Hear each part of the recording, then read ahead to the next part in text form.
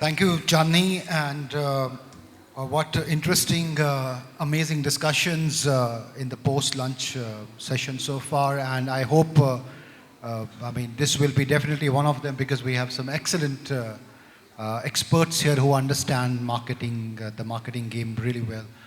Thank you all for joining us. As it is, we are in the close to the 9th month of the year, and these are the times when we start looking ahead and what's going to happen in 2025, and this is precisely what we are going to understand.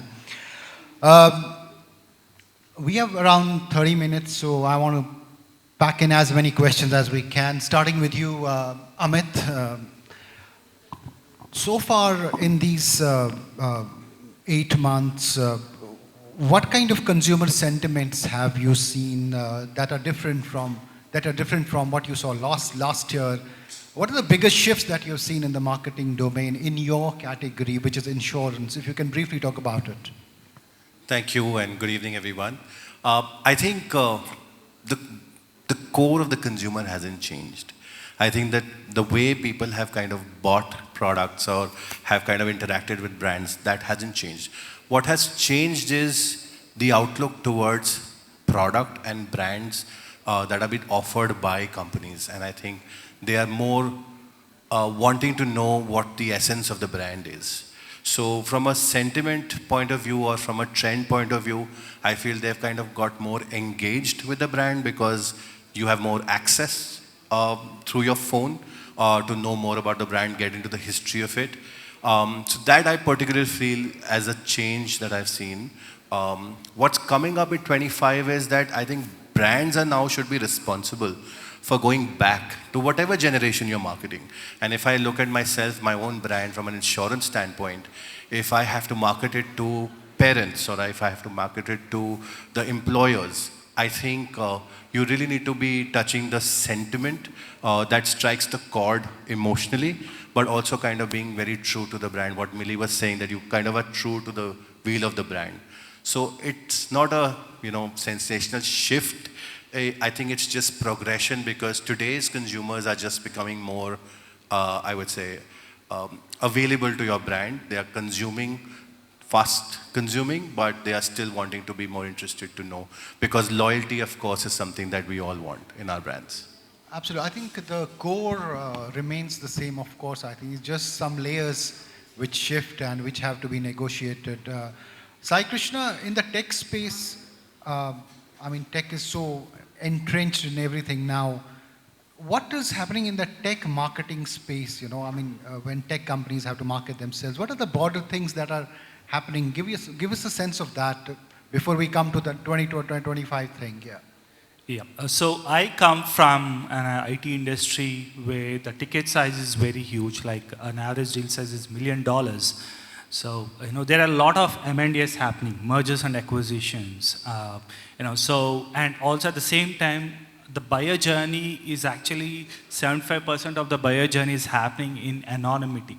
So unlike, 4 or 5 years back, they used to approach the sales, but now they are reluctant to, fill a form on the website or do an email because once they do, they know what happens next.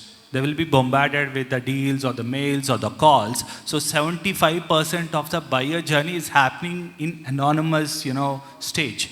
This is where marketer comes into the role. That is where marketer has to really identify those accounts in the buying cycle, especially. And then, we are there in the market upfront to approach them, understand their needs based upon various factors. And that's where it is going now. Arjun, we talked about your category, which is the spirits, and a very different category from other brands because when you have to market, it has to be very nuanced, it is subtle, and all of that. So far, how much has it changed the consumer? The approach to consumer. Has it really changed so far? How do you approach them? What are the best channels that you deploy to hit them, to agree, to make them really convinced about your brand? I think when it comes to the spirit space, it's about understanding where the consumer is and who your consumer is. It's very much a lifestyle category. And to that extent, it's very similar to other, consumer categories. But also, the difference really being that it's so much more experiential very often. When you look at the spirits space, there are certain traditional channels that we look at. We look at the retail and we look at the HoReCa channel, right? The off-trade and the on-trade. And very often the assumption is that these are really the channels where, a lot of the engagement is going to take place. How the entire consumer experience has evolved is that in addition to these channels today, the consumer is interacting a lot more digitally across different platforms. Not through advertising, but through experiences. I think the way in which premiumization has really driven experiential engagement is that today sitting in any city in India, you can experience a distillery anywhere in the world, right? And consumers want to know what they're drinking. They want to know what they're having. They value quality and they value understanding what their choices are about.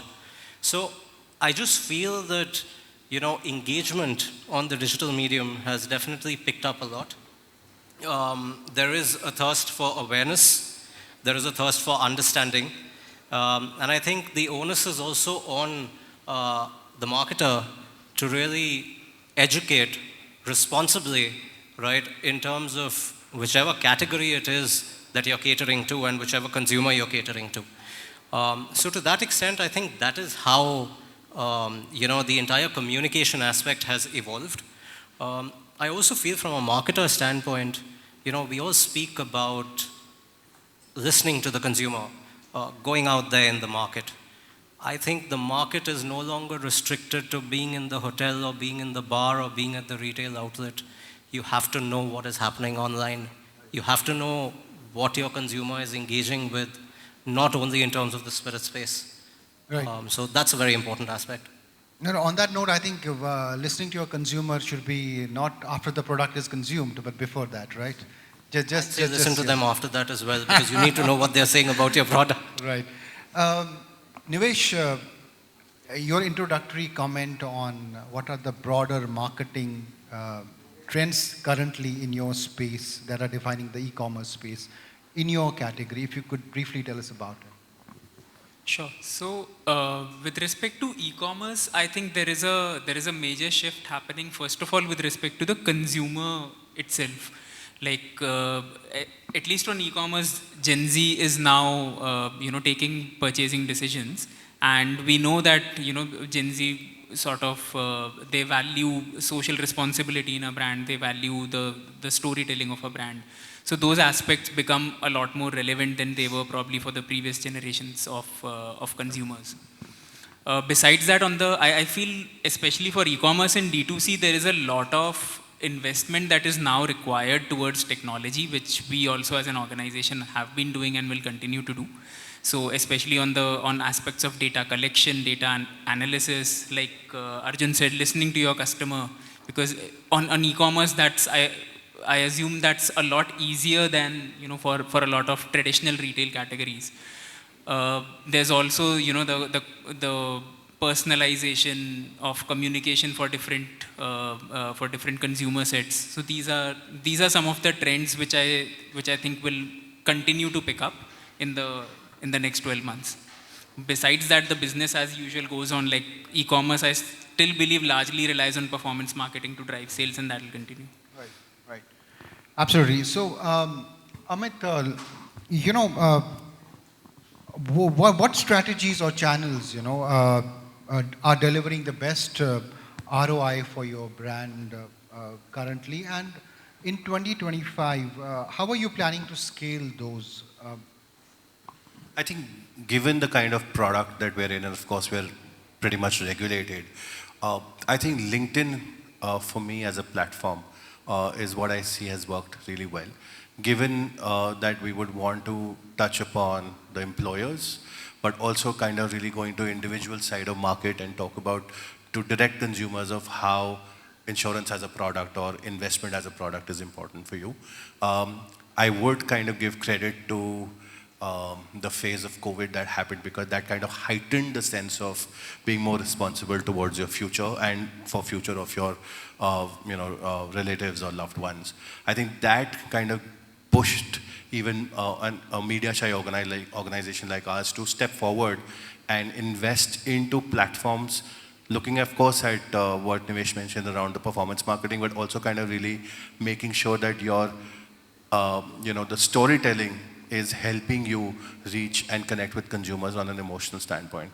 Because today you're not talking about insurance from a fear standpoint. What you're talking insurance is largely around the emotion of having a safety net. And the fear factor is gone. You don't scare the customers You don't anymore, scare right? the customer. You talk about the safety net. You talk about the future of how good it can be. And like the vision of our organization is inspiring well-being. So just not being an insurer, but being a trusted partner on your journey of entire well-being. And that's how even products are designed today. So LinkedIn is the platform For us, that yes. is But delivering storytelling across other platforms, very critical. Traditional media, very critical. We are getting into sponsorships with sports teams because that's where we feel our consumers are going to be. So slowly, steadily taking steps into various other platforms, but where the buck is coming from, or where we want to target the top of funnel, is LinkedIn for us. Right. Saikrishna, in your case, what are the channels or the strategies that are giving you the maximum returns? See, in our business, if you look at the, what kind of accounts are bringing revenue, you look at this Pareto rule, where 20% of the accounts bring 80% of the revenue. In some cases, it is even, extreme that 10% of the accounts bring 70% of the revenue. So for us, it's very important that we have to be customer-centric. We have to put customer at the center and the front of the business. And yeah, at channel levels, events do really work. Events as in-person events and white glove experiences. But putting customer at the center of the business or front of the business, that's what decides, how we are going into the market, because we take those accounts as one-off markets. That's how we plan. For every of these major accounts, we have plans. We have separate plans. Just like we have a marketing plan at an organization level, we have plans for these key accounts. Which one has the maximum budget allocation? Like, is it events? Is it... Yeah, events definitely, because see, for us, it's very important to make deeper and relevant conversations. And that happens only in events. And that too, we cannot make traditional events, which are very usual for them. We have to create some kind of, cherishable experience that drives them to the event. Yeah. Arjun? Yeah, I think as far as this industry is concerned, you will find a fair amount of activity at retail, which is at the point of sale, right? But the interesting thing is, as you continue to go premium, the experiences really are created at hotels, restaurants, cafes, right? And I think that is where very often your consumer will connect with the brand, but that is as you go premium. One of the important aspects to look at is how do you ensure experiential engagement? And particularly in this industry, in the alcobev industry, what I've seen is a growing appreciation for experiences that have digital legs, right? And a holistic 360 approach where you're Physical integrating. and digital touch points, Yeah, right? where you're integrating it completely. I don't think it's restricted to any one channel today, because awareness, education, and the thirst for knowledge is very much there in the consumer today. They want to understand what they're consuming and what those stories are. The importance is in authentic storytelling and not really gimmicky storytelling, because consumers don't value gimmicky storytelling anymore.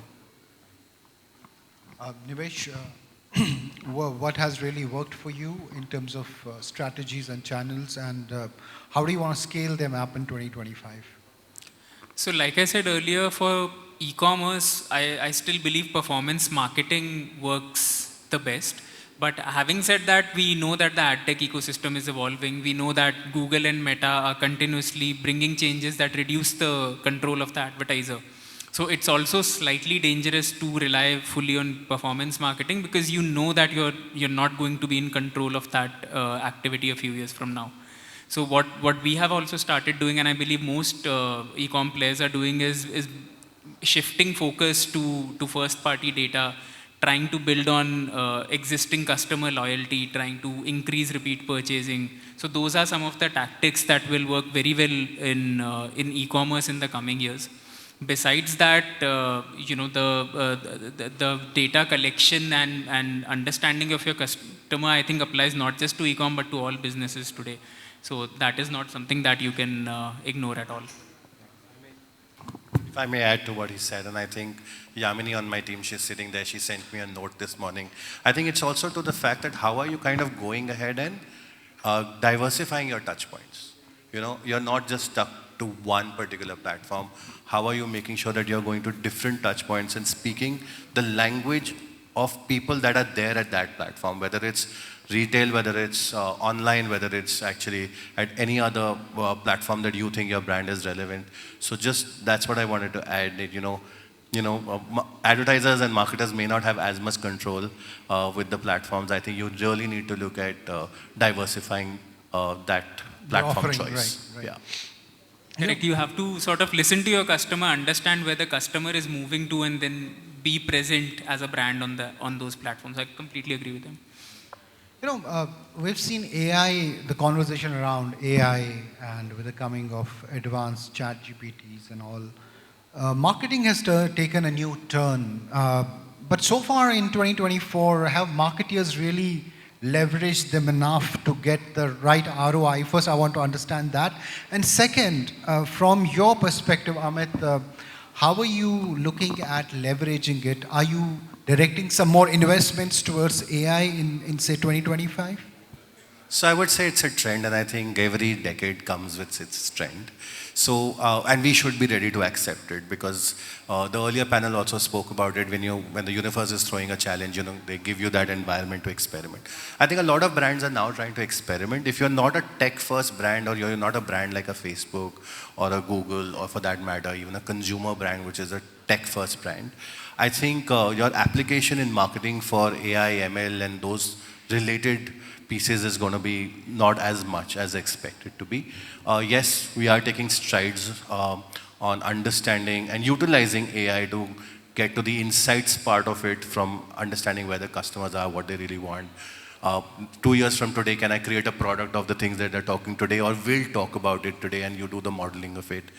The other aspect is content generation. Can you kind of really have predictive and use AI to create content for the future and be ready? And when you do moment marketing, and I think these pieces around AI are going to be very helpful. So those are pieces I feel as marketers, I think I would say people who are not trying it, or brands who are not trying it, should really invest and start on. There should be an investment to it. How much are you willing to invest, and how much are you willing to kind of take that bite into AI, ML, and related? I think it depends on the appetite of the brand.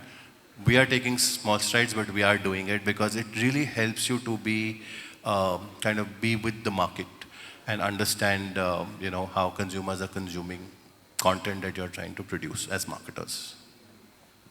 Sai, AI, I mean, are you making more investments in leveraging AI? Give me a sense. And for 2025, what are your plans for leveraging it? For IT industry, AI has been even before ChatGPT, especially for account-based marketing, where we have to collect intent signals from various resources. So this programmatic advertising, whatever that you see, using cookies and also different, data that are available. This AI has been there for a time. That's how the intent scoring is being done in account-based marketing. Earlier, account-based marketing used to be very traditional, that it was resource intense, and because every person have to work on single account because they have to constantly do research. Now with AI, the lot of data that is being collected, along with presenting the actionable insights. And yes, we are scaling up our AI usage at organization level also. There has been training programs happening. Even at day-to-day operation level also, we are using AI. And also in the coming year, I think the AI landscape is going to change even more, because right now the AI, LLM models are with very small memory windows, but they are going to expand very soon. And then, they remember a large, huge amount of data and they give more appropriate. And the second one is that they are going to change into text to action. That you don't have to know the protocols or the structures. You can just ask something and they can present. Even in CRMs also, we asked, show me the last 10 accounts or 10 leads that we have received through this channel. It presents that. This is how we are leveraging AI. And the AI has hit our screen also. So, quickly, Arjun, your comments on how are you leveraging technology, especially the layered, the advanced chat GPTs and AIs into your marketing mix? Look, it's exciting, isn't it? I think whenever anyone talks about any new buzzword, you have AI definitely being mentioned, right? And I think it's also about understanding what is the right timing to look at technology as being relevant from a consumer engagement process. I think what really is fascinating in the world of consumer marketing when it comes to AI is creating that impact in the mind of the consumer. We've seen some great work globally in terms of digital outdoor solutions that are using AI, and it's going viral across the world, right? And I think that is fascinating. But at the same time, I think any such endeavor needs to be looked at from the point of view of the ROI and what are the measurement metrics and what is the right time to take in that investment, right? Also, what stage is the brand and the organization at, right? And what are your priorities when it comes to your investment strategy? For a lot of organizations and a lot of brands that are looking at more immediate return on investment, I think this approach will need to be looked at as a longer term investment, right? Because it's not something that will give you immediate results that you'll be able to measure and say that this has definitely worked for me. What it will give you is how many people have you been able to reach out to? How long are they engaging with the brand? But will that immediately translate into sales? Maybe not. But will that build a brand over the next 3 years as compared to the next 10 years? Maybe it will. So I think the outlook towards undertaking an investment in this kind of technology is going to be one where you're looking at brand building and immediate consumer impact. Because that's what you're looking to do, right? I heard about a 1-second reel sometime back. The average time that you need to spend to actually get somebody's attention on digital is less than 3 seconds today, right? If AI can help you do that, right, then absolutely, maybe you can look at it. Nivesh, of course, e-com is, I think, one of the most advanced example of using AI, but what can improve in 2025? So I feel with respect to AI, see what's new is Gen AI, right? AI has been around for a while. So a lot of, simple automation projects get passed off as AI in the last 1 or 2 years. If you really look at the changes after ChatGPT, we're talking about generative AI. So what e-com can do is, I feel, managing product catalogs at scale, managing translations at scale. These are the kind of things that you can deploy Gen AI for. You can maybe automate some part of content creation for social media or blogs, but I personally believe that it's, it still requires a manual layer to happen. Customer service, I feel, is another area where, Gen AI, like not those if-else type chatbots, but, the real LLM type chatbots can really enhance the customer experience. So I have actually 3 seconds, but I'll take liberty of 1 minute, but 10-second answer. One word of advice, Amit, for the marketeers in 2025. I think be agile is what I would say, and I see my former professor sitting there, Dr. Popley. I am a marketer because she taught me marketing. She's right here. So I think being agile is what she taught me in my MBA. I would go with that. Saikrishna. I would say be customer-centric. Yes. Stay consistent. Don't change your brand strategy every year because you want to do something new. Do what the consumer is looking for, right? Stay consistent in your messaging so that you can actually make an impact in the mind of the consumer. Listen to your customer and adapt to add value to them. Wonderful. So these are precious words from our panelists.